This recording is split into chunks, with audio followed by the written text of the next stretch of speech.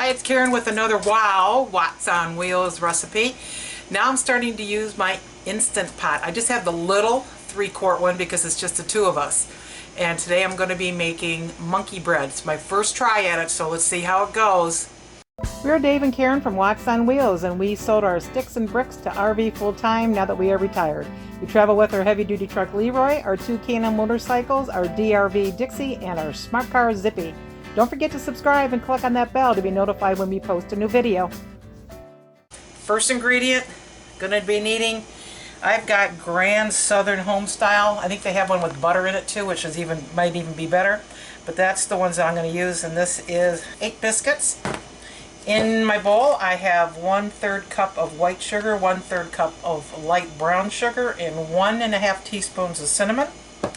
I have the push bottom type pan that'll fit in my little Instant Pot, and I'm going to spray that with the butter spray. You can use real butter if you want to.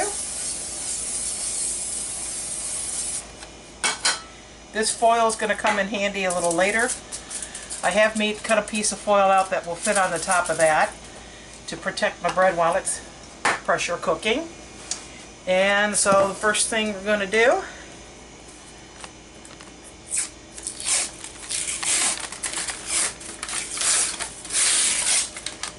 see, used to be you could, set it on the countertop.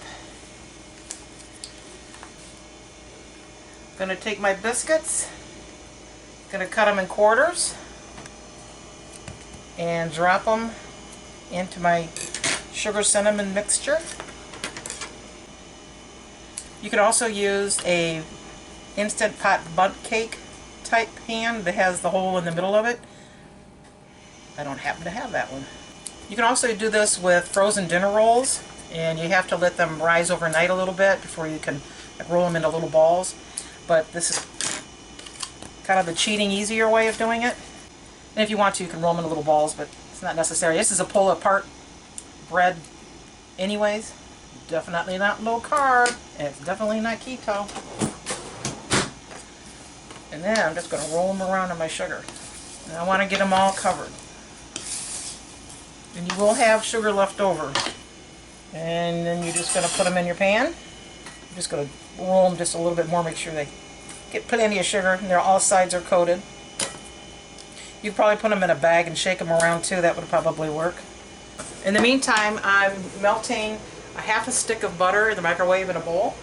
And we'll be using that as soon as I get these in my pan. Oh, we want all the sides to have sugar.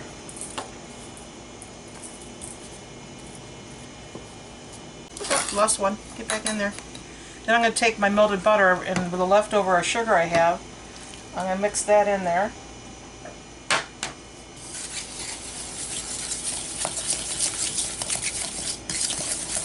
And I know this sounds terrible, but oh yeah, we're pouring it on top. Oh, sinful. I hope this works out right.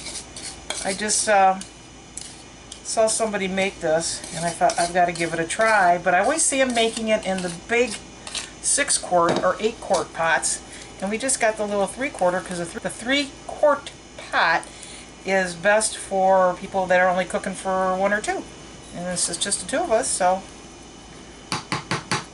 got that ready. Then I'm going to prepare my pressure cooker. I'm going to pour a cup of water in here, and I have my little trivet on the bottom so it won't be laying in the water. And then back over here I'm going to make a sling because I got to be able to put that little pan of bread in there and get it back out again. So I just take a piece of foil, about 20 inches long I'd say, put that on there. Take it, put it on my trivet, get my little foil cover that I made, lay that on top, fold those in. Don't push down on this, just kind of lay it on top. And then I'm going to put my lid on. Easiest way to put the lid on is you've got this notch It sticks out back here. You got this notch back here. Just line it up on the left hand side, inside that notch back here, and then turn it. That way you know you've got a good seal. My particular Instant Pot works where I have to have this little thing in the middle. It vents this way and it vents that way. So I'm going to make sure that's in the middle. And then I'm going to plug it in.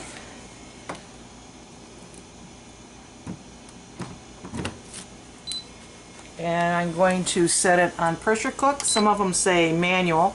And I'm going to bump this up to 25 minutes. If I want to reduce it, I can hit the minus sign. If I want to go up, hit the plus sign. And in a few seconds it'll say on, and it'll be heating up.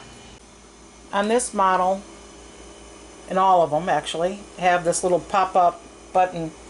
And mine has just popped up, so it's starting to build pressure. Usually most recipes will take about 10 minutes for it to build up the pressure, and then that's when you'll see it start to count down on the timer. I'm going to make a glaze because we're being gluttons today, and I'm going to make that out of confection powdered sugar. And I'm going to take a cup. This will be for after it's done cooking.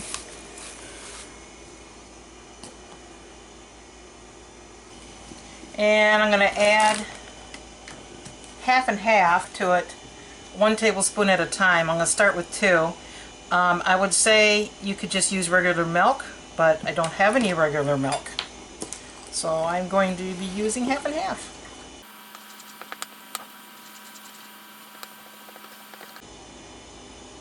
I'll go with about another half a tablespoon. And that way I'll be drooling that over top of the monkey bread when it comes out. We're in the countdown now. Okay, now it's in a stay warm mode, and it'll start to count up to let you know how many minutes it's been in the keep warm mode. And we are going to let this monkey bread go for 10 minutes.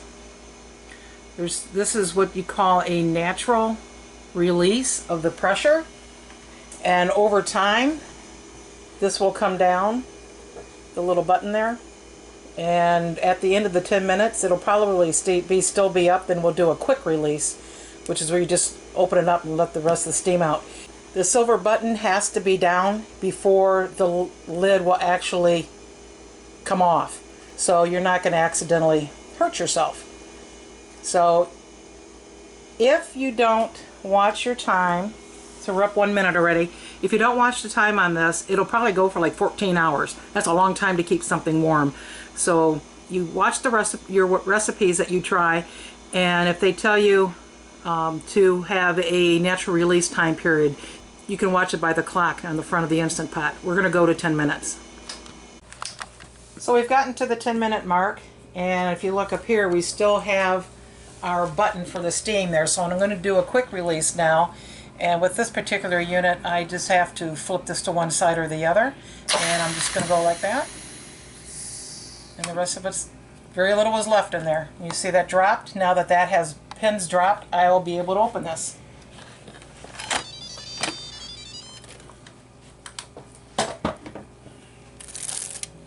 Now to get the lid off, I'm just going to pick it up, and I'm just going to let it sit and cool for a little bit before I flip it upside down and put it on a tray.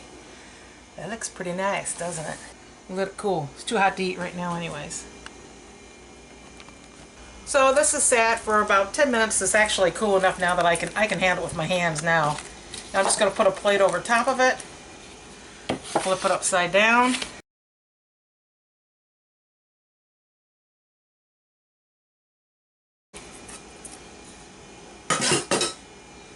Take the lid off, and if still warm, you could use a fork to separate it. And there it is. Now comes the magic of the glaze. The origin of the term monkey bread comes from the pastry being a finger food. The consumer could just pick the bread apart as a monkey would. And we'll have Dave try one. Yeah. and see what he thinks. All right, Dave. Let's see. You eat this stuff with your fingers, right? Well, you can, as long as you don't mind licking your All right, fingers. here's a little one. Oh, God. That good.